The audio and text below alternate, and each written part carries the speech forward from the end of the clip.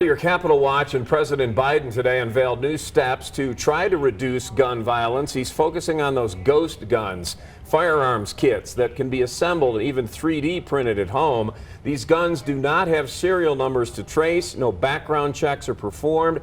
A final rule from the Department of Justice now classifies ghost gun kits as firearms, meaning they will require licensing, serial numbers, and background checks. So, how will all this work? How effective will it be, frankly? Besides, NATALIE Chuck is doing some digging for us. She's in studio tonight to explain more of what this might mean. NATALIE? Rob, a spokesperson in Denver for ATF told me they will be getting back to us later in the week with more details on how exactly this final rule is supposed to roll out. Right now, they are still working out the details, but local gun experts and law enforcement agencies I spoke with are not sure how much the ruling will really impact crime directly.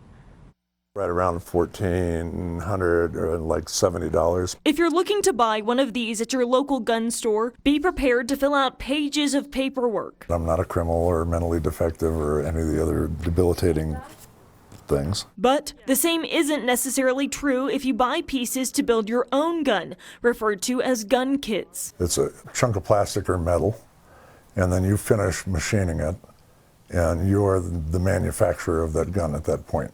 And there's no background check required on that. Paul Paradis owns Paradise Sales and is not sure how effective the president's initiative to crack down on ghost guns will be. Criminals have consistently been able to find a way to get firearms, whether they steal them from civilians, from law enforcement, from military. That's been going on since forever. Earlier this year, police say a student at Roncalli STEM Academy in Pueblo brought a ghost gun to school. We're going to have a harder time tracing where it came from, who gave it to him, etc., because there's no identifying information on it, being a privately made firearm. Identification like right here, this serial number. But Pueblo police say criminals usually find other ways to make sure guns they use aren't traced. Even guns that have serial numbers on them, you'll have criminals that try to file them off, and so in a way they're making it a gun that is manufactured with the serial number untraceable. And both the police and Paradis agree